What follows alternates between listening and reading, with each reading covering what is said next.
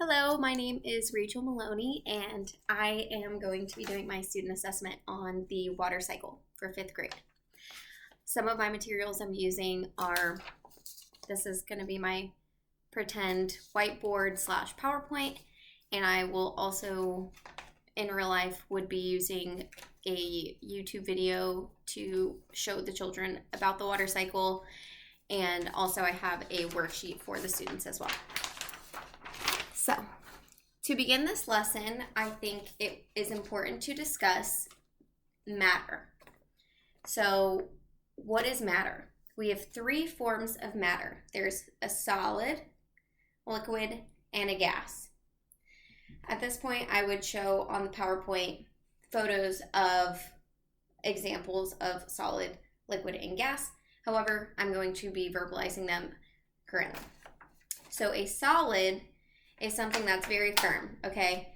So in matter, let's pretend we're talking about a piece of ice. That is solid. It's hard. You can't push through it. You can't let it disappear in the air. It is solid. So once the solid is heated by an element, air temperature, the sun, that is going to turn into a liquid. A liquid, we all know, what are some examples of a liquid? Water, oceans, juice, lemonade. These are all examples of liquid.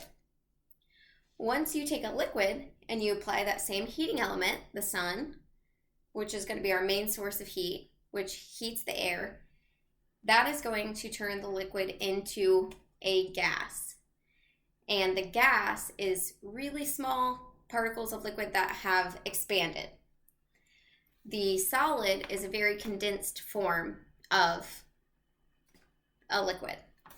So I would incorporate images like we've all seen of the really tight molecules, the looser molecules in the liquid, and then the very spread out fast moving molecules in the gas. So with our knowledge now of matter with the solid, liquid, and the gas, we are going to apply that knowledge to the water cycle.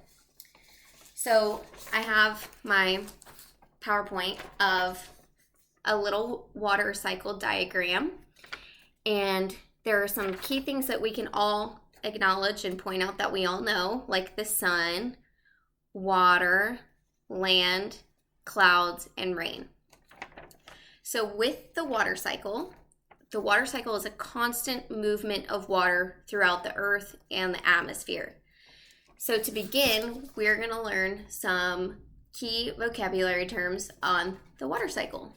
There's 4 main parts of the water cycle that the students are going to learn, be able to acknowledge, discuss, and also be able to draw or illustrate in some form the water cycle and all of the terms.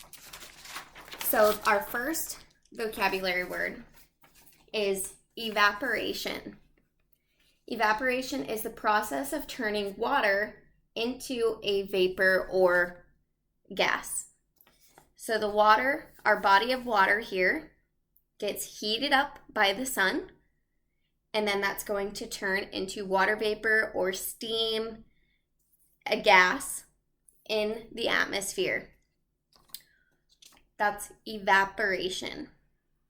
Ideally, I would love to keep the words up on the board so that the children can see the spelling properly, and then at the same time be able to take notes on the words so that way they can use that information later on in the lesson. Evaporation. Our next term is condensation. Condensation occurs when water vapor in the atmosphere cools and forms clouds. So what is the atmosphere? I keep using that term. The atmosphere is the air surrounding the earth. There's a big bubble of air surrounding the earth. That is our atmosphere. It's essential for us breathing, plants to survive, animals to survive, and it is also a key factor of the water cycle. So condensation, again, is when that water vapor that we had just talked about in evaporation forms in the atmosphere, and it gets cooled down, and then it turns into clouds. So what happens to those clouds during the water cycle? Well, those clouds become so full of water particles, that water vapor that has been absorbed, heated, and turned into these clouds, and it gets so heavy that it creates precipitation. Precipitation is rain, snow, sleet, or hail that falls to the ground. So I'm sure we have all seen rain. Maybe not everyone has seen snow, but rain, we see it all the time.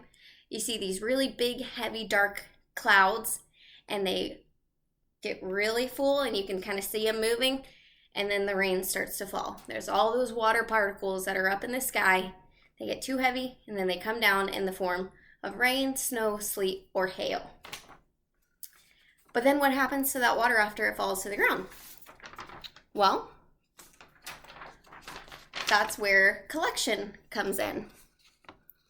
Collection is water that falls to the ground and collects in the oceans, rivers, lakes, and streams.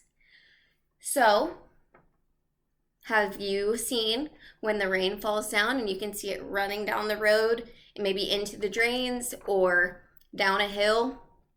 All of that is being pulled down into bodies of water and collecting. But then what happens after it collects? What do we think? Do we think it stays there forever? Or do we think that it goes somewhere? Where would it go? Perhaps the whole cycle repeats itself. So, again, once that rain collects and forms these bodies of water, it goes into these bodies of water, the sun is going to heat up the water again, and it's going to start the whole process over again. So remember, we're going to start with evaporation, which is the process of the water being heated and turned into water vapor or steam. Then it's going to cool down in the atmosphere, which is the big surrounding air around the earth. It's going to cool down, form clouds, which is condensation.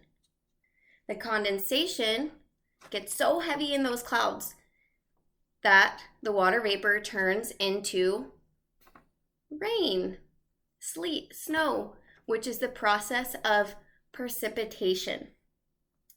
Once it goes back down to the ground, then what happens? It's going to run into our bodies of water again, which is collection. After we have discussed all of our main points and I ensure that the children know and understand each term, and they've taken notes on these terms, then I'm going to distribute cue cards, which we'll pretend are these for the scenario. I'm going to pass these out to 4 small groups. They are going to discuss amongst themselves for about 5 to 10 minutes. And in that small group, they're going to figure out their own definition, whatever they have come up with for their vocabulary word.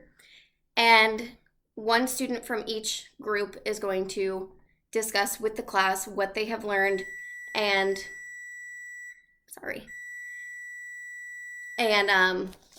what they think of with their vocabulary word with the class.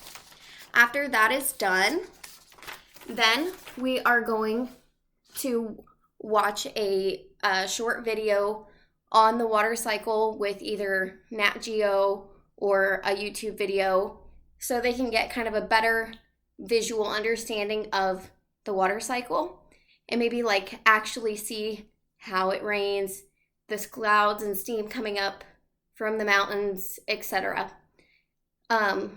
After that is done, then I am going to sorry, I'm out of breath.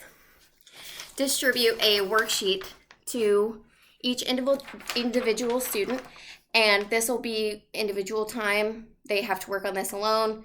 It'll be quiet in the room. If they have any questions, of course, they can ask me, and they will go over this.